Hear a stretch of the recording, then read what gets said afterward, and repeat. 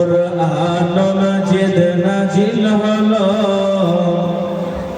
জিবরিল দ্বারাতে, ফুরকান হামিদ নাজিল হলো জিবরিল দ্বারাতে। ধানের তো ছিলেন নবী, ধানের তো ছিলেন নবী এগারে হিরাতে। কুরআন মাজিদ নাজিল হলো জিবরিল দ্বারাতে, ফুরকান হামিদ নাজিল হলো জিবরিল দ্বারাতে। জিবরিল পড়েন সূরা আলাক, নবীজি আমার অতি চালাক। একবার জোরে বলুন সুবহানাল্লাহ। এই সুবহানাল্লাহ বললে গুনাহ হবে নাকি গো? নেকি হবে না? তো একবার জোরে আওয়াজ করে বলুন না সুবহানাল্লাহ। জিবরিল পড়েন সূরা আলাক, নবীজি হলেন অতি চালাক।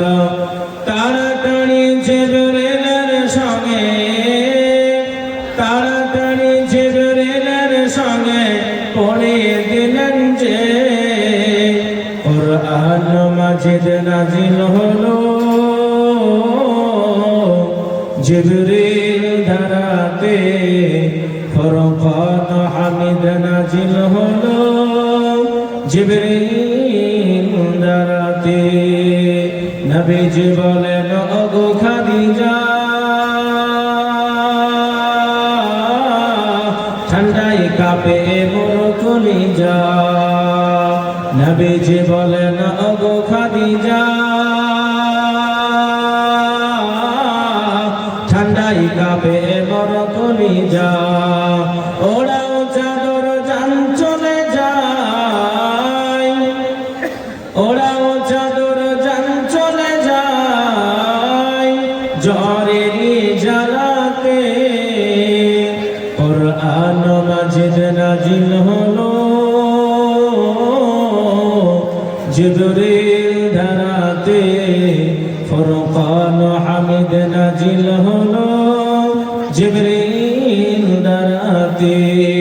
ধানের তো ছিলেন নবী, ধানের তো ছিলেন নবী এগারে হিরাতে। কুরআন মাজিদ নাজিল হলো জিবরিল দ্বারাতে, ফুরকান হামিদ নাজিল হলো জিবরিল দ্বারাতে। আলহামদুলিল্লাহ, আলহামদুলিল্লাহ নাহমাদুহু ওয়া নাস্তাঈনুহু ওয়া নাস্তাগফিরুহু ওয়া নু'মিনু বিহি ওয়া নাতাওয়াক্কালু আলাইহি ওয়া নাউযু বিল্লাহি মিন শুরুরি আনফুসিনা ওয়া মিন সাইয়্যাতি আ'মালিনা। মান ইয়াহদিহিল্লাহু ফালা মুদিল্লা লাহু ওয়া মান ইউদ্লিলহু ফালা হাদিয়া লাহু। ওয়া নাশহাদু আন লা ইলাহা ইল্লাল্লাহু ওয়াহদাহু লা শারীকা লাহু। ওয়া আশহাদু আন্না সাইয়্যিদানা ওয়া মাওলানা মুহাম্মাদান আবদুহু ওয়া রাসূলুহু الذي أرسله بالحق بشيرا ونذيرا وداعيا إلى الله بإذنه وسراجا وقمرا منيرا. فقد قال الله تعالى في كلامه المجيد والفرقانه الحميد: اقرأ باسم ربك الذي خلق. وقال النبي صلى الله تعالى عليه وسلم: خيركم من تعلم القرآن وعلمه، أو كما قال عليه الصلاة وتسليما. وقال تعالى في كلامه مجيد لقد كان لكم في رسول الله أسوة حسنة وقال النبي صلى الله تعالى عليه وسلم لا يؤمن أحدكم حتى أكون أحب إليه من ولده ووالده والناس أجمعين أو كما قال عليه الصلاة والتسليما الحمد لله সারগাছি আজকের জামিয়া বারিয়া নুরানি কোরআনি দস্তারবন্দি ধর্মীয় সভার সভাপতি মহাশয়, সামনের উপস্থিত দিনদার ইমানদার আল্লাহওয়ালা পরেশগার মুত্তাকিন ভাইরা, পর্দার আড়াল থেকে লুকিয়ে থাকা আমার আম্মা জানেরা, সকলকে সালাম অভিনন্দন মোবারকবাদ জানানোর পরে মহান স্রষ্টা লর্ড অফ জাজমেন্টের দরবারে তিনার শিখানো ভাষায় আমরা একবার শুকরিয়া আদায় করি।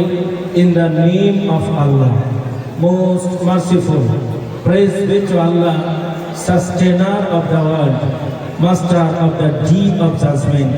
আমরা শুকরিয়া আদায় করছি সেই বিশ্ব নিয়ন্তা বিশ্ববিধাতা, যিনি অক্ষয় অক্ষয় চিরন্তন চিরঞ্জীব, সমগ্র জগতের সৃজনকারী ওয়াহাদাহুল্লাহ শারীক, সেই মহান রবের দরবারে স্বরিত কণ্ঠে উদ্ঘাটিত স্বরে মুর্শিদাবাদের মুসলমান ইমানের ভোল্টেজকে 440 করে প্রাণ খুলে ভক্তি ভরে একবার আল্লাহ পাকের শুকরিয়া আদায় করি। আমরা সকলে বলি আলহামদুলিল্লাহ। আমার আব্বারা আলহামদুলিল্লাহ বললে নেকি হবে না গুনাহ হবে? কম হবে না বেশি হবে? হাদিসের মধ্যে আছে, মুসলিম শরীফের প্রথম খণ্ড কিতাব তাহরাত হাদিসের অধ্যায়ের মধ্যে আছে, একবার আলহামদুলিল্লাহ পড়লে আল্লাহ আসমান থেকে জমিন পর্যন্ত এই ফাঁকা জায়গাটা নেকিতে ভরে দেয়। একবার জোরে বলি।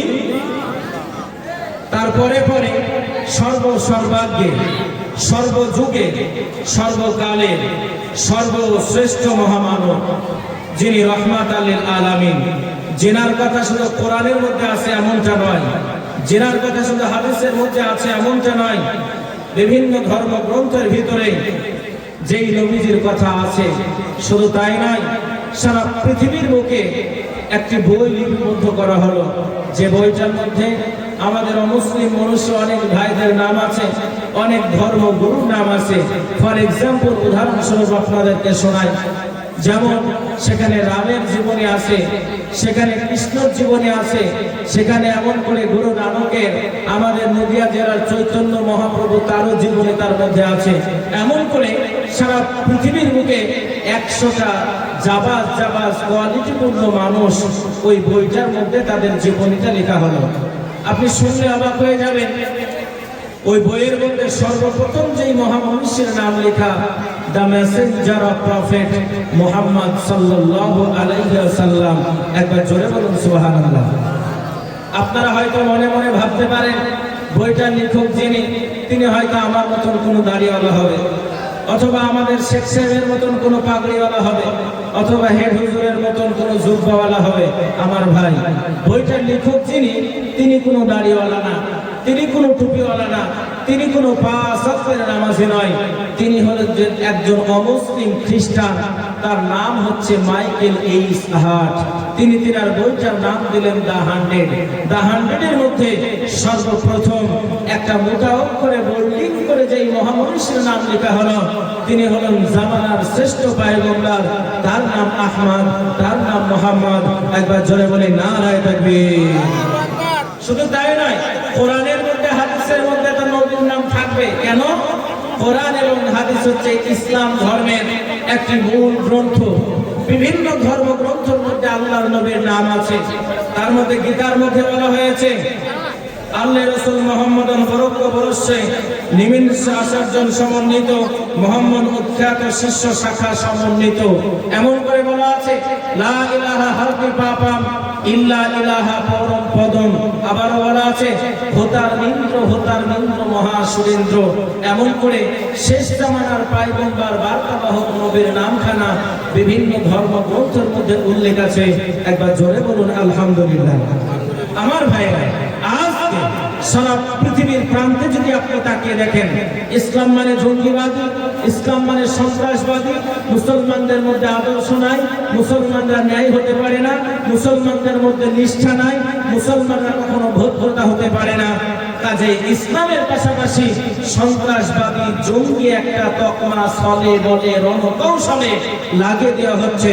অথচ ইসলাম ধর্মের ধর্মগ্রন্থ যেটা, তার নাম হচ্ছে শেষ বাণী কোরআন শরীফ। কোরআনের মধ্যে লেখা আছে, Islam never support of terrorism, Islam complete course of life, লা ইকরাহা ফিদ্দিন, দ্বীনের মধ্যে কোনো জবরদস্তি নাই। ইসলাম কখনো সন্ত্রাসবাদীকে সমর্থন করে না। ইসলাম হলো একটি পূর্ণাঙ্গ জীবন ব্যবস্থার নাম। একবার জোরে বলুন সুবহানাল্লাহ। আমার ভাইরা, আপনি শুনলে অবাক হয়ে যাবেন, আজকে সারা পৃথিবীর বুকে মুসলমানদেরকে নিয়ে কত রকমের রণকৌশল চলছে। মুসলমানদের ধর্মগ্রন্থ যেটা, পৃথিবীর মানচিত্রে এমনও কোনো বই নাই, এমনও কোনো সাহিত্যিক নাই, এমনও কোনো লেখক নাই, এমনও কোনো গবেষক নাই তারা বলতে পারে, সম্মানীয় পাঠক পাঠিকা, আমি একটি বই লিপিবদ্ধ করলাম, রচনা করলাম, যেই বইটার ভিতরে কোনো রকমের ভুল নাই। অথচ কোরআন আপনাকে জানিয়ে দেয়, there is no mistake in the holy Quran, দালিকাল কিতাবু লা রাইবা ফিহ। হে পৃথিবীর মানুষ, তোমরা কোরআনটাকে পড়ো, কোরআনের মধ্যে সন্দেহের অবকাশ থাকতে পারে না। এটা আমার আপনার কথা নয়, এটা হলো মহান আল্লাহ পাকের কথা। আমাদের পার্শ্ববর্তী দেশ, যে দেশটার নাম হচ্ছে বাংলাদেশ, আমি বাংলাদেশে অনেক মাহফিল করেছি। এই মাসের 20, 21, 22, 24 তারিখ মাহফিল আছে, কিন্তু বর্তমান সাময়িক সমস্যার কারণে আমি সেখানে যাচ্ছি না। আমি গিয়েছি, সেখানকার মানুষের তাফসীর শোনার মাধুর্যতাটাই আলাদা। কিন্তু অবাক হয়ে যায়, আজকে আমরা রাস্তাঘাটে এত মানুষ, এত ঠেলাঠেলি, এত দৌড়াদৌড়ি, মাহফিল তো 11টার মধ্যে শেষ হয়ে যায়। আপনারা জানেন, অন্ততপক্ষে একটা দিন অত্র এলাকার সবথেকে বড় মাদ্রাসা, এই মাদ্রাসার মধ্যে এসে আমরা একটু কোরআনের জ্ঞান অন্বেষণ করি, এটা আমরা শুনতে চাই না। অথচ আজকের এই জায়গাতে যদি কোনো নায়ক আসতো, কোনো গায়ক আসতো, কোনো সিনেমার সিটার আবৃত্তির লোক আসতো, তাহলে এই জায়গায় কানায় কানায় শ্রোতা ভরে যেত। 90 বছরের দাদু লাঠি হাতে করে খটখট খটখট করে হেঁটে আসতো। কেন? আজকে নায়িকা দেখবো, নায়ক দেখবো, গায়ক দেখবো, অথচ কোরআনের মাহফিল এদেরকে ভালো লাগে না। আজকে এই জাতি পথধরিত হবে না সম্মানিত হবে? আমার ভাই, বলতে খুব কষ্ট লাগে, অন্তরটা ফেটে চূর্ণ বিচূর্ণ হয়ে যায়। আজকে এই জাতি নিজের ইতিহাস খারাপ করতে পারে না, নিজের অস্তিত্বকে আজকে ভুলে গিয়েছে। তার জন্য সারা পৃথিবীর বুকে আজকে জাতি মান খাচ্ছে। কোরআনের মধ্যে বলে দেয়, ওয়ালা তাহিনু ওয়ালা তাহজানু ওয়া আনতুমুল আ'লাউনা ইন কুনতুম মুমিনিন। ডোন্ট বি স্যাড, হতাশ হয়ো না, কম্পিত হয়ো না, ভয় পেও না। মুমিন যদি হয়ে যাও, আমি আল্লাহ তোমাদের হেফাজত করব। তাকবীরটা উঁচু করে বলি, নারায়ে তাকবীর। বাংলাদেশের জমিন থেকে একজন অমুসলিম বন্ধু, নাম তার মুকুল কুমার বিশ্বাস, তিনি একজন গায়ক, গান করে, বিভিন্ন অনুষ্ঠানে নিজের কণ্ঠের ধ্বনিটাকে ছড়িয়ে লক্ষ লক্ষ টাকা উপার্জন করে। বাংলাদেশের একজন অমুসলিম বন্ধু মুকুল কুমার বিশ্বাস, কোরআন সম্পর্কে একটা গান লিপিবদ্ধ করা হলো। যখন কোরআনুল কারীমটাকে দাও দাও দাও দাও করে আগুন লাগিয়ে জ্বালিয়ে দেওয়া হলো, ফ্রান্সের বুকে যখন কোরআনের উপরে দুইটা পা তুলে দিয়ে পেশাব করে সোশ্যাল মিডিয়ায় ভিডিও আপলোড করে দেওয়া হলো, এমন করে আপনার পৃথিবীর বিভিন্ন জায়গাতে কোরআনকে ফুটবলের মতো লাত মারা হলো, তখন একজন অমুসলিম বন্ধুর মুখ থেকে প্রতিবাদ আসলো, কোরআন সম্পর্কে একটি গান লিপিবদ্ধ করলেন। সারা পৃথিবীর বুকে মিলিয়ন বিলিয়ন ভিউ হয়ে সেই গানটা কয়েকটি ভাষায় আবৃত্তি করা হলো। একবার জোরে বলুন সুবহানাল্লাহ। নকুল কুমার বিশ্বাস বললেন, যদি পৃথিবীকে আগুন লাগিয়ে জ্বালিয়ে দাও, যদি আগুন লাগিয়ে পুড়িয়ে দাও, পৃথিবীর সব বইয়ের দোকান যদি পুড়ে যায়, তবে বিশ্ব থেকে হারাবে না পবিত্র কোরআন। একবার জোরে বলুন সুবহানাল্লাহ। যদি আগুন লেগে যায়, পুড়ে যায়, যদি আগুন লেগে যায়, পুড়ে পৃথিবীর সব বইয়ের দোকান, তবু বিশ্ব থেকে হারাবে না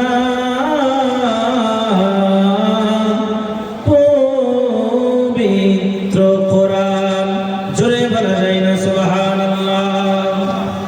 এই সম্মানিত ভাইরা, আমার আব্বা জান্নাত, তরুণ যুবক নওজোয়ানেরা, এই সারগাছির জমিনের মা বোনেরা, কোরআনুল কারীমের মধ্যে আল্লাহ তাআলা জানিয়ে দিয়ে বলেন, হে পৃথিবীর মানুষেরা তোমরা শুনে নাও, দুনিয়ার জমিনে যদি তোমরা কোরআনের গাইডলাইনটাকে মানো, কোরআনটাকে যদি নিজের জীবনে অনুধাবন করো, অনুশোচনা করো, পৃথিবীর কোনো বাতিল ফিরকার মধ্যে যদি না চলে যাও, পৃথিবীর জটিলতায় না পড়ে, পৃথিবীর ধোঁকার মধ্যে না পড়ে, আমি আল্লাহ একটা কোরআনুল কারীম দান করলাম।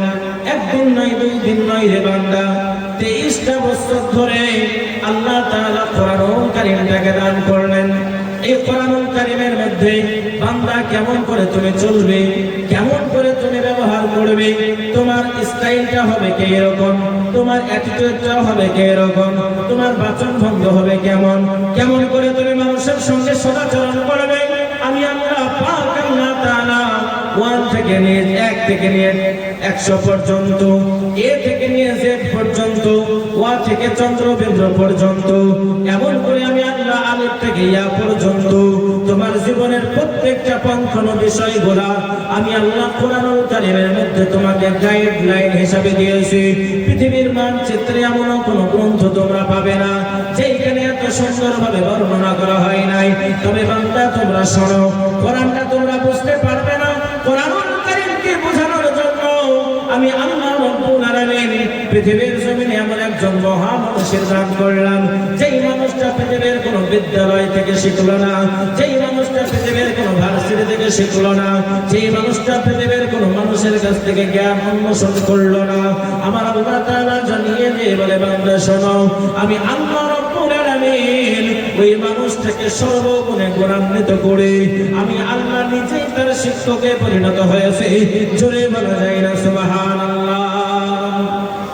আপনি শুনলে অবাক হয়ে যাবেন, কোরআনুল কারীমের মধ্যে জানিয়ে দিয়ে বলে, ও দুনিয়ার মানুষেরা তোমরা শুনে নাও, পৃথিবীর জমিনে যদি তোমরা আল্লাহকে পেতে চাও, আল্লাহকে যদি তোমরা অনুশোচনা করতে চাও, আল্লাহকে যদি তোমরা মনের মধ্যে বসাতে চাও, তাহলে বান্দা শুনে নাও, ইয়া আইয়ুহাল্লাযীনা আমানু, ও আমার ঈমানদার বিশ্বাসী বান্দা বান্দীরা, হাক্কু তুকাতিহি, তোমরা ভয় করো, আমি আল্লাহ আমাকে ভয় করার মতো ভয় করো, ওয়ালা তামুতুন্না, খবরদার বান্দা তোমরা মৃত্যুবরণ করো না, তোমরা মরো না, ইল্লা ওয়া আনতুম মুসলিমুন, যতক্ষণ না পর্যন্ত তোমরা পাক্কা সাচ্চা ঈমানদার মুমিন বান্দায় পরিণত না হতে পারবে। এর মানে বোঝা গেল আল্লাহকে ভয় করতে হবে, ভয় করার মতো ভয় করতে হবে, যেই ভয়ে আল্লাহ খুশি হয়। আর আজকে আপনার ভয়টা হচ্ছে সময় সাময়িক ভয়, যে যদি নামাজ না পড়ে এলাকার মানুষ কি বলবে, গ্রামের মানুষ কি বলবে, লোক দেখানো ইবাদতে আপনি মত্ত হয়েছেন। আজকে সারা পৃথিবীর বুকে যদি তাকিয়ে দেখেন, রিয়াকারিতে পরিপূর্ণতা পেয়েছে। বর্তমান সময় ভারতবর্ষের জমিনে SIR কে নিয়ে কেন্দ্র করে যত রকমের জল্পনা চলছে আপনারা দেখছেন। জেরক্সের দোকানে লাইনের উপরে লাইন, মানুষ বুঝেও দৌড়ছে, না বুঝেও দৌড়ছে, এরা বিষয়টাই বুঝে না যে আসলে কি। ইনশাআল্লাহ পয়েন্ট আকারে বর্তমান সিটুকে কেন্দ্র করে আমি শেষে এই সম্পর্কে কয়েকটা কথা আপনাদেরকে বলবো। কিন্তু যেটা বলতে যাচ্ছিলাম, কোরআন আপনাকে জানিয়ে দেয়, ভয় করার মতোই তোমাকে ভয় করতে হবে। আংশিক ভয় তুমি করবে আর আংশিক করবে না, এটা কিন্তু হবে না। কাজে লক্ষ্য রাখতে হবে আল্লাহকে কেমন করে ভয় করা দরকার। সাহাবাদের মধ্যে টাকা ছিল না, সম্পদ ছিল না, আল্লাহর ভয় মনের মধ্যে ছিল, এই জন্য সব জায়গায় তারা জয়লাভ করেছে। আর আজকে আল্লাহর ভয় মনের মধ্যে থেকে উঠে গেছে। আজকে সুদখোর, মদখোর, গেঁজাখোর, জুয়াখোর, যত রকমের খোর আছে সব আমাদের মুসলমানদের মধ্যে নাই, এমন কোনো বিষয় নাই। আজকে এলাকা বাড়ি গ্রাম আমরা ব্যাপকভাবে হারামের সঙ্গে যুক্ত হয়ে গিয়েছি। আল্লাহর ভয় অন্তর থেকে দূরে সরে গিয়েছে। এজন্য আল্লাহ বলে, বান্দা যতই তুমি আমার ভয় অন্তর থেকে ঠেলে দেবে, পৃথিবীর জটিলতা তোমাকে ঘিরে ধরবে, কাজেই ভয় করতে হবে, তোমাকে ভয় করার মতো ভয় করতে হবে। সম্মানিত আমার ভাইয়েরা, কেমন ভয় করেছিলেন একজন বাদী, যেই বাদীটা ফেরাউনের দরবারে বসবাস করে, ঈমান এনেছে আল্লাহর উপরে, আর ফেরাউন দাবি করেছিল আনা রাব্বুকুমুল আলা, পৃথিবীর মধ্যে আমি হলাম সবথেকে বড় খোদা। আচ্ছা বলেন তো, ফেরাউনের ঘটনা আপনারা অনেকেই জানেন। ফেরাউন একটা দাবি করলো আমি হলাম সবথেকে বড় খোদা, কাজেই মিশরের মানুষ আমার গুণগান করবে, আমার নামখানা জপ করবে, এতেই আমি খুশি। তার বাড়িতে একজন বাদী বসবাস করত, ঈমানওয়ালা, আল্লাহওয়ালা, আল্লাহর প্রতি মহব্বত এনেছিল। সে বলেছিল আনা ইউমিনু বিল্লাহ, আমি আল্লাহর প্রতি ঈমান এনেছি। একবার জোরে বলুন সুবহানাল্লাহ, আওয়াজটা উঁচু করে বলুন নারায়ে তাকবীর। ঈমানের পাওয়ার কেমনটা! ভারতবর্ষের জমির একজন মা, আপনারা শুনেছেন নাম তার মুস্কান খান, এমন একটা ঈমানের পাওয়ার দিয়ে তাকবীরের ধ্বনিটা শুনিয়ে দিল, আমেরিকার হোয়াইট হাউস পর্যন্ত থরথর করে কেঁপে গেল। পরিশেষে তাকে বাধ্য হতে হলো ক্ষমা চেয়ে, কেননা এটা সত্যি অন্যায় হয়েছে। আপনি যদি আল্লাহর পথে অটুট থাকেন, পৃথিবী যদি আপনার বিরুদ্ধাচরণ করে বিরোধিতা করে দেয়, আপনি ভয় পাবেন না। আল্লাহ বলে পৃথিবী তোমার বিরোধিতা হতে পারে, আমি আল্লাহ তোমার পক্ষে আছি। আর আমি যদি তোমার পক্ষে থাকি, সারা পৃথিবী তোমার জটিলতা তৈরি করার চেষ্টা করলেও তারা সাকসেসফুল হবে না। আমি আল্লাহ তোমাকে জয় করব, জয় লাভ আমি আল্লাহ করে ছাড়বো। কাজেই বাদীর মনের মধ্যে একটা ধারণা আসলো যে আমার আল্লাহ আমাকে রক্ষা করবে। ফেরাউনের কানের মধ্যে আওয়াজটা চলে গেল। যে বাদশা ফেরাউন বলে কি হলো? বলে তোমার এত টাকা, এত পয়সা, জমি জায়গা, বাড়ি গাড়ি, অট্টালিকা, আর তোমার বাড়িতে থাকে একটা বাদী, সে তো তোমাকে খোদা বলে মানে না। ফেরাউন এমন রাগলো, রাগার পরে বলল এত বড় সাহস, এত বড় স্পর্ধা, ওই বাদীকে ডাকো। বাদীকে ডাকা হলো এবং বলা হলো, এই বাদী, তুমি কি আমার প্রতি বিশ্বাস করো না? বাদী বলল আমি আপনাকে মহারাজা বলে মানি, বাদশা বলে মানি, কিন্তু আমি আপনাকে আমার জীবনদাতা, বিধানদাতা, রুজিদাতা বলে মানি না। একবার জোরে বলুন সুবহানাল্লাহ। সাহস দেখে আপনি অবাক হয়ে যাবেন।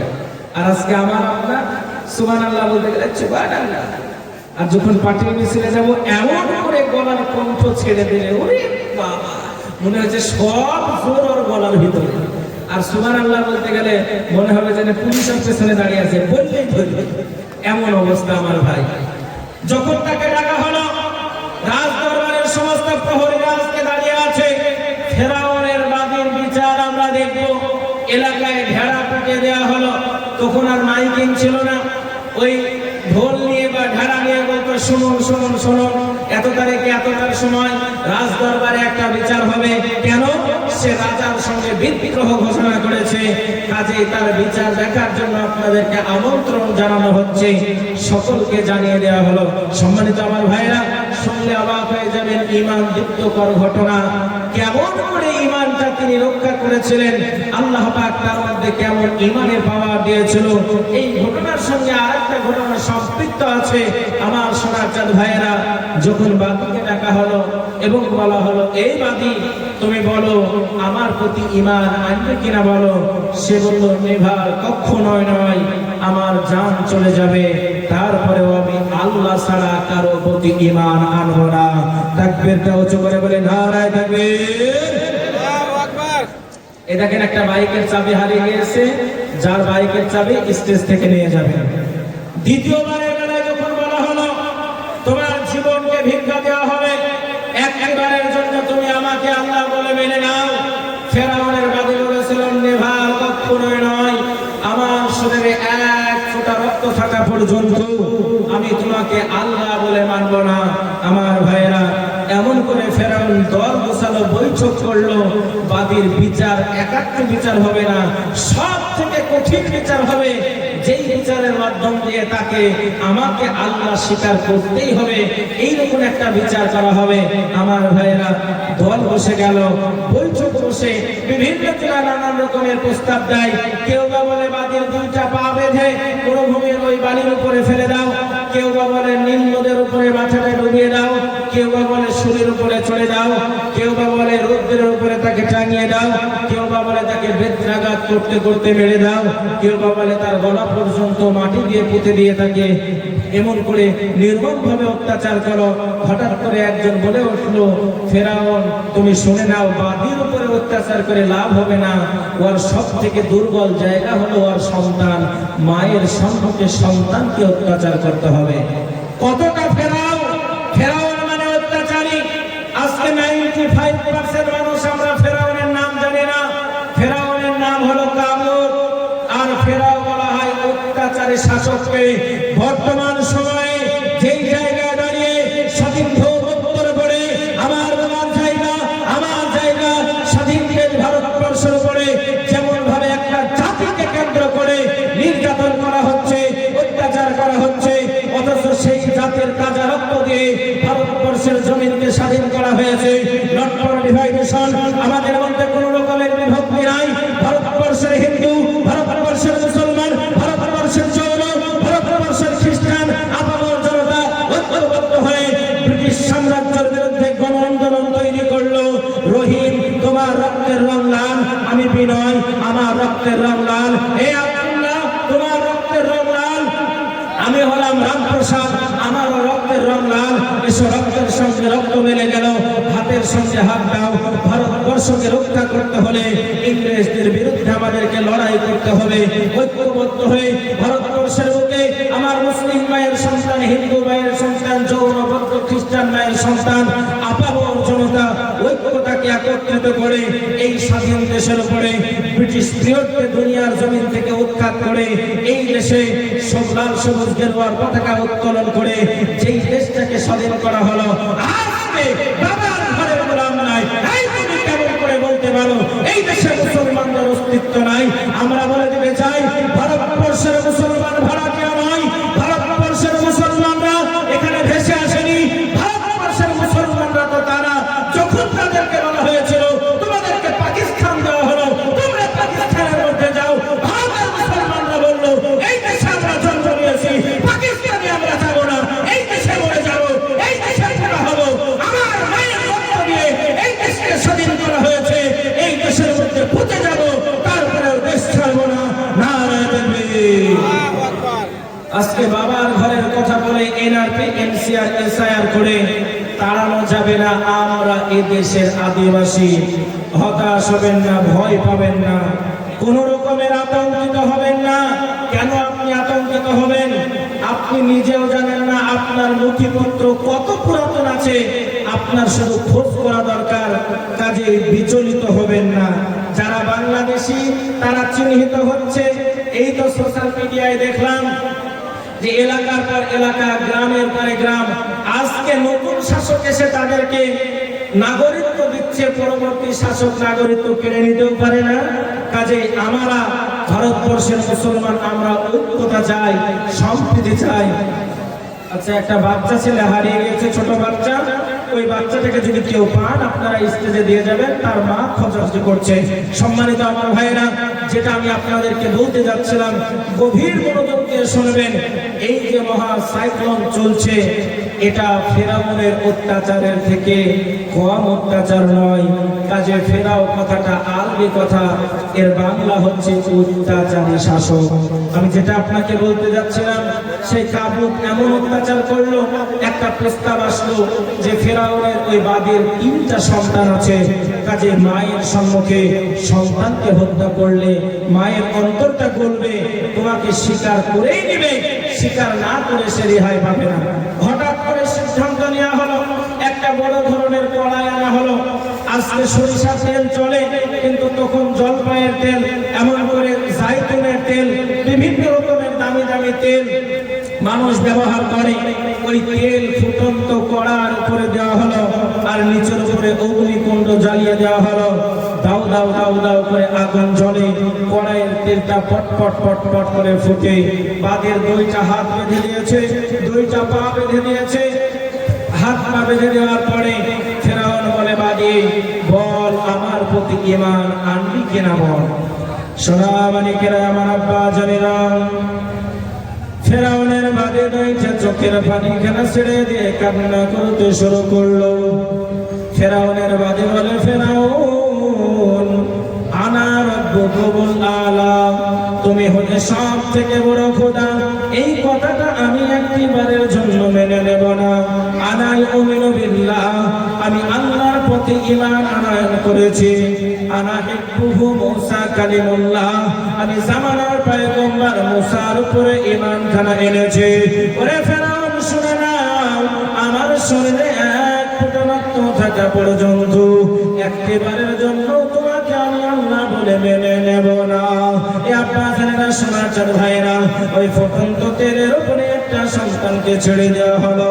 মা কলিজার টুকরা দুইটা চোখের পানি কেনা ছেড়ে দিয়ে কাঁদে, আমি মা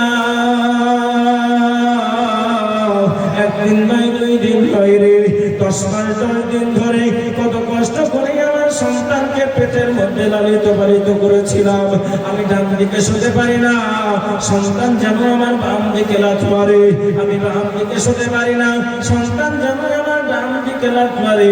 আমি ভালো করে খাবার খেতে পারি না, আমি মা সহ্য করতে পারি না। আমার সন্তান কানাকে আমার সম্মুখে হত্যা করে দেওয়া হলো। এই সোনামারি কিনা তরুণ যুবক নওজোয়ানেরা, সারগাছি এলাকার বাবারা, এমন করে আপনার তেলের উপরে যখন সন্তান কানাকে ছেড়ে দেওয়া হলো, সঙ্গে সঙ্গে রক্তগুলা আলাদা হয়ে গেল, মাংসগুলা আলাদা হয়ে গেল, হাড়গুলা যেন মটমট মটমট করে ভেঙে গেল, মাথাটা পটাক করে আওয়াজ হয়ে উঠল। এমন করে মা কান্না করে আর বলে, ফেরাউন আমার সন্তানকে মেরে দিলেও আল্লাহ ছাড়া কারো প্রতি ঈমান আনবো না। এই কলিজার টুকরা আমার আব্বা জানেরা, 1 নাম্বার সন্তানকে যখন তেলের মধ্যে ফেলে দেওয়া হলো, 2 নাম্বার একটা কচি সন্তান ফেরাউনের সামনে হাজির করা হলো। ফেরাউন বলে, বাদি বল বল বল, আমার প্রতি ঈমান আনবি কিনা বল। এই যে তো 2 নাম্বার সন্তানটাকে দেখতে পাচ্ছিস, এই 2 নাম্বার সন্তানটাকে তোর সম্মুখে হত্যা করা হবে। আর যদি একবারের জন্য আমাকে মেনে নিস, তোর জীবনখানা ভিক্ষা দেওয়া হবে। ফেরাউনের বাদে তখন বলল, আমি তোমার প্রতি ঈমান আনবো না। আব্বা জানেরা, সমাচার ভাইয়েরা, ওই ফেরাউনের মনের মধ্যে দয়া হলো না, মনের মধ্যে কোনো রকমের মায়া হলো না। সঙ্গে সঙ্গে 2 নাম্বার সন্তানটাকেও তেলের মধ্যে ছেড়ে দেওয়া হলো। বিশ্বনবী সাল্লাল্লাহু আলাইহি ওয়াসাল্লাম হযরত আবু বকর সিদ্দিক রাদিয়াল্লাহু তাআলা আনহুকে নিয়ে মক্কাতুল মুকাররমা থেকে মদিনাতুল মুনাওয়ারা যখন সফরখানায় রওনা দেয়, লম্বা চড়া ঘটনা আমি ওই দিকে আপনাদের কাছে যাব না। মিশরের জমিন থেকে সুন্দর সুন্দর যেন একটা সুবাস ভেসে চলে আসে। হযরত আবু বকর সিদ্দিক রাদিয়াল্লাহু তাআলা আনহু বলে, ইয়া রাসূলুল্লাহ, ইয়া হাবিবাল্লাহ, হুজুরগো, এত সুন্দর সুবাসখানা কোথায় থেকে আসে? এটা মনে হয় জান্নাতের কোন সুবাস। আল্লাহর নবী 2টা চোখের পানি খানা ছেড়ে দিয়ে কান্না করতে লাগলেন আর বললেন, আবু বকর, এটা কোন জান্নাতের থেকে আসে না, এটা হলো মিশরের জমিন থেকে একটা মিশকে আম্বারের মতন সুবাস আসে। জোরে বলা যায় না সুবহানাল্লাহ। এই সোনামানিকেরা, ছোট্ট একটা বাবা দিয়ে দিলাম, চলে না গিয়ে যায়। 2 নাম্বার সন্তানটাকে যখন তেলের মধ্যে ছেড়ে দেওয়া হলো, জনম দুঃখীর মা সহ্য করতে পারে না, 2টা চোখের পানিখানা ছেড়ে দিয়ে কান্না করে, আমি মা আমার সম্মুখে আমার সন্তানকে হত্যা করে দিল, অথচ আজকে আমি আমার সন্তানকে রক্ষা করতে পারলাম না। এমন করে 3 নাম্বার একটা বাচ্চা শিশু তার মায়ের স্তনের দুগ্ধগুলা টেনে টেনে যেন পান করে, কথা বলতে পারে না, হাঁটাচলা করতে পারে না। ছোট্ট একটা বাচ্চা শিশু তার কোলের মধ্যে আছে, ধাক্কা দিয়ে সন্তানটাকে ছেড়ে নেওয়া হলো। ফেরাউন অট্ট হাসি দিয়ে বলে, বাদি বল, আমার প্রতি ঈমান আনবি কিনা বল। বাদি বলল, না, কখনোই তোমার প্রতি ঈমান আনবো না।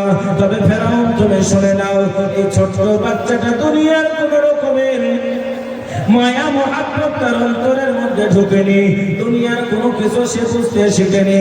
ছোট্ট একটা নিষ্পাপ মাসুম বাচ্চা, এই সন্তানটার জীবন কেন তুমি ভিক্ষা দাও? ফেরাউন বলে উঠলো না, একটিবারের জন্য তার জীবনটা ভিক্ষা দেওয়া হবে না। আব্বা জানেরা, সোনার চাঁদ মায়েরা, ওই ছোট্ট বাচ্চাটাকে তেলের মধ্যে যেন ফেলে দেওয়া হলো। মা কান্না করিয়া বলে, তুমি আমার ইজ্জতের মালিক, তুমি আমার সম্মানের মালিক গো আল্লাহ। তুমি যদি আমার ঈমানটাকে রক্ষা করো, পৃথিবীর জমিনে কারো কোনো শক্তি নাই আমার ঈমানটাকে নষ্ট করে দেবে। ওরে আমার আল্লাহ, তুমি যদি আমার ঈমানটাকে রক্ষা না করো, পৃথিবীর জমিনে কারো কোনো শক্তি নাই আমার ঈমানটাকে বাঁচাবে। আল্লাহ, আমার ঈমানের জিম্মাদারি তোমাকে দিয়ে দিলাম। 3 নাম্বার সন্তানকে যখন জ্বালিয়ে দিল, ফেরাউন বলে, বাদি সন্তান যেন তোমার নাই, এবার হলো তোমার পালা, বলো বলো বলো তুমি ঈমান আনবে কিনা বলো। বাদি বলল, ফেরাউন না না না, আমি ঈমান আনবো না, তবে তোমার কাছে একটা রিকোয়েস্ট আমি করতে চাই, একটা অনুরোধ করতে চাই। বলে, কি এমন রিকোয়েস্ট আছে তুমি আমাকে জানাও। বলে, ফেরাউন রে, আমাকে তুমি হত্যা করে দেবে, আমাকেও দুনিয়ার জমিন থেকে শেষ করে দেবে, তবে ফেরাউন শুনে নাও, আমার সন্তানের হাড়গুলাকে আর আমার হাড়গুলাকে খবরদার খবরদার নীল নদের পানির মধ্যে ফেলবে না, খবরদার খবরদার নর্দমার মধ্যে ফেলবে না, জঙ্গলের মধ্যে ফেলবে না। ওরে ফেরাউন, আমি তোমার কতই না সেবা করেছি, আমি তোমার কতই না খাবারের ব্যবস্থা করেছি, আমি তোমার দাসী হিসাবে যতটা আমার প্রয়োজন সব জীবনখানা তোমার জন্য উৎসর্গ করেছে। জীবনে তোমার কাছে কোনো কিছু চাই নাই, মরার আগে একটা জিনিস চাইতে চাই। বলে, কি চাইতে চাও তুমি বলো। বলে, ফেরাউন রে, আমার সন্তানের হাড়গুলা আর আমার হাড়গুলাকে নষ্ট করো না, ফেলে দিও না, সুন্দর করে একটা জমিনের উপরে দাফন দিয়ে দিও, সুন্দর করে মাটি দিয়ে ঢেকে দিও, খবরদার খবরদার আমার হাড়গুলাকে তুমি নষ্ট করো না। আমার আব্বা জানেরা, সোনার চাঁদ ভাইয়েরা, ওই ফেরাউনের বাদীটাকেও তেলের মধ্যে ছেড়ে দেওয়া হলো। রক্ত আলাদা হয়ে গেল, মাংস আলাদা হয়ে গেল, শরীর কোনা পটপট পটপট করে ভেঙে গেল, মস্তিষ্কটা বিচ্ছিন্ন হয়ে গেল। এমন করে তার হাড়গুলোকে আলাদা করে জমিনের মধ্যে গেড়ে দেওয়া হলো। বিশ্বনবী সাল্লাল্লাহু আলাইহি ওয়াসাল্লাম বলে, এই আবু বকর তুমি শুনে নাও, আজকে যে সুন্দর সুবাস তুমি পাচ্ছ মিশরের জমিন থেকে, ওই অত্যাচারে ফেরাউনের বাপের লাশের সুগন্ধ জোরে বলা যায় না সুবহানাল্লাহ, নারে তাকবীর। এজন্য বলবো, সোনার চাঁদ ভাইয়েরা, আমার আব্বা জানেরা, ঈমান বড় দামি, ঈমান বড় দামি। আজকে পৃথিবীর জমিনে বেঈমানরা চাইছে মুসলমানদের ঈমানটা নষ্ট করে দেব, মুসলমানদের মাদ্রাসাকে ভেঙে দেব, মুসলমানদের মসজিদখানাকে ভেঙে দেব, মুসলমানদের কোরআনখানাকে কেড়ে নেব, মুসলমানদের সন্তানগুলিকে দিনের শিক্ষা করতে দেব না।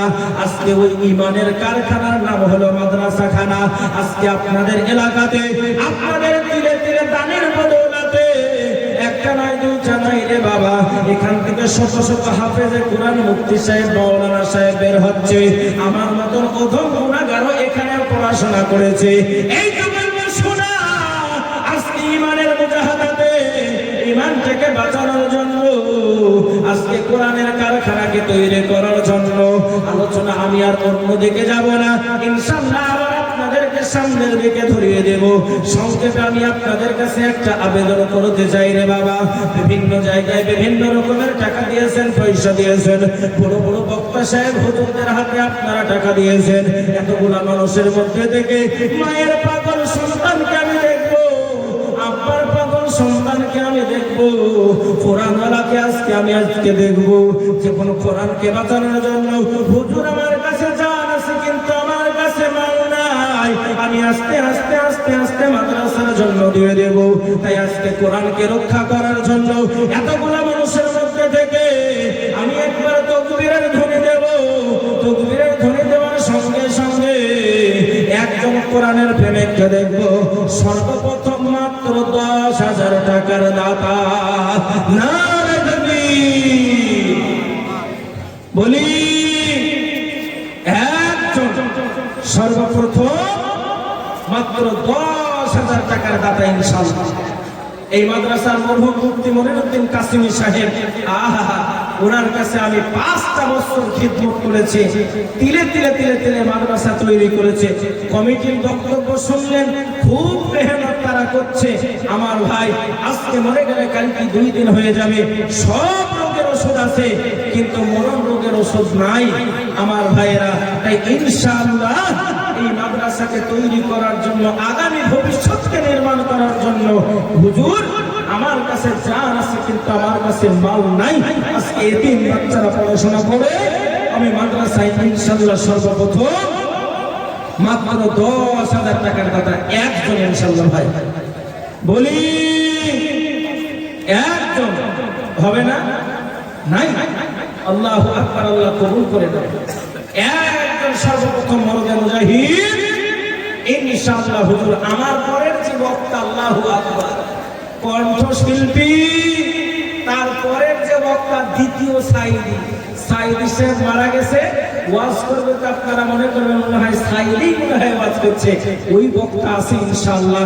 তাই বলি সর্বপ্রথম একজন মরদে মুজাহিদ সাহস করে এই নিশ্চিন্তপুর এলাকা থেকে, আশেপাশে থেকে, গোপীনাথপুর, মধ্যমপুর, এমন করে আপনার সারগাছি স্টেশন পাড়া, ডিহিপাড়া, করকাটা, স্বপ্না, পুলিন্দা, বেদপুর থেকে একজন ব্যক্তি মরদে মুজাহিদ হুজুর কোরআনের জন্য আমি কিন্তু মাত্র 10,000 টাকা ইনশাআল্লাহ। বলি হবে না? নাই। যত বড় বড় মাছগুলো সব লোকে ধরেছে নাকি গো? বড় বড় মাছ যা ছিল হুজুর আপনার আগে ধরেছে। আসুন ইনশাআল্লাহ একজন সর্বপ্রথম আমি দেখবো কোরআনের কারখানাকে তৈরি করার জন্য। বলি নাই, হবে না? 10,000 টাকার কথা নাই একটা। আচ্ছা আপনারা হাত তুলে বলেন হুজুর আমরা পারবো না। বলেন এই খুব হারাইছে জিনিস। আবার একটা চাবি, এই চাবি দুটো জমা পড়েছে, যাদের চাবি হারিয়েছে চলে আসেন, নিয়ে যান ইনশাআল্লাহ। বলি ভাই হবে না? নাই। একজন ব্যক্তি নাই, মাত্র 10,000 টাকা। আসুন 10,000 যদি কঠিন হয়ে যায় বাবা, ইসলামের স্তম্ভ কয়টা জোরে বলেন? কয়টা? 5টা। কলেমা, নামাজ, রোজা, হজ, যাকাত। একটা খুঁটি যদি না মানেন ঈমান আপনার থাকবে? এই দাদু থাকবে? থাকবে না। আসুন ইসলামের স্তম্ভ 5টা। যদি 10,000 টাকা কঠিন হয়ে যায়, আমি ছোট করে দিলাম ইনশাআল্লাহ মাত্র 5,000 টাকার দাতা একজন মরদে মুজাহিদ কোরআনের জন্য ইনশাআল্লাহ হুজুর কোরআনকে রক্ষা করার জন্য। আজকে মুফতি সাহেবরা এখানে পড়াশোনা করে। মুফতি সাহেব, কারি সাহেব, মুর্শিদাবাদ জেলার মধ্যে সবথেকে বড় মাদ্রাসা বললে ভুল হবে না। কেন? কোন মাদ্রাসার বয়স 112 বছর, কোন মাদ্রাসার বয়স 70 বছর, কোন মাদ্রাসার বয়স হচ্ছে 80 বছর। আর আপনাদের মাদ্রাসার বয়স কত? কত?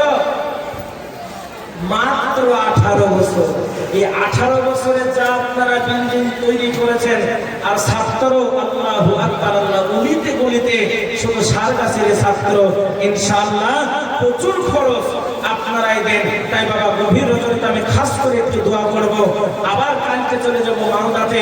এমন করে আপনার চলবে রোজার পরে একদম এপ্রিলের 5 তারিখ পর্যন্ত টুকটাক আপ ডাউন চলবে ইনশাআল্লাহ। সব জায়গায় দোয়া করব। একজন মরদে মুজাহিদকে দেখবো মাত্র 5,000 টাকা ইনশাআল্লাহ। নারে তাকবীর! এই দেখেন মৌলভী সাহেব টাকা দিলে হবে? মাদ্রাসা করতে হবে। আমি হিরো ভাটা থেকে দেব 1 গাড়ি ইট। জোরে বলে নারে তাকবীর! আল্লাহর পিয়ারা বান্দা হিরো ভাটা ছিল, আর ছিল কি না ছিল দেখো গানে বোঝা গেল। ছিল গো ছিল মাওলা মনেতে আশা, 1 গাড়ি ইট দিয়ে বানাবে মাদ্রাসা। দানকারীর পিতা মাতা যদি থাকে কবরে, আর নূরের টুপি পরে দিও হাসরের বাজারে। কি দোয়া করিব আমি জমিনে বসিয়া, তুমি আল্লাহ কবুল করো আরশে বসিয়া। দানকারীর পিতা মাতা যদি থাকে কবরে, নূরের হাসরের ওই মাঝারে 1 নাম্বার হয়ে গেল। আসুন আল্লাহর পেয়ারা বান্দারা, বসে কেউ থাকবেন না ইনশাআল্লাহ। আপনাদের মাদ্রাসার জন্য আমি আপনাদের কাছে একটু আবেদন করেছিলাম, রে বাবা, একজন এক গাড়ি ইট দিয়েছে, 5000 টাকার দাতা আর একজন কি হবে না।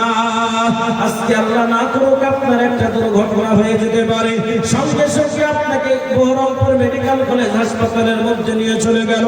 মেডিকেল কলেজ হাসপাতাল বললো আমরা পারবো না, সঙ্গে সঙ্গে ট্রান্সফার করে দিল কলকাতাতে। কলকাতার হাসপাতাল বললো আমরা পারবো না, তাড়াতাড়ি টিকিট কেটে ব্যাংকগুলোয় আপনাকে চলে যেতে হবে। তার মানে বোঝা গেল জীবনের কোনো মূল্য নাই, জীবনের কোনো অস্তিত্ব নাই রে বাবা। আজকে কোরআনের মাদ্রাসাতে আমরা যেটা দান করে যাব, আপনি কবরের মধ্যে চলে যাবে, কবরে শুয়ে শুয়ে তার সওয়াব পাবেন ইনশাআল্লাহ। তাই বলি আল্লাহর পেয়ারা বান্দারা আপনারা বসে থাকবেন না, বলি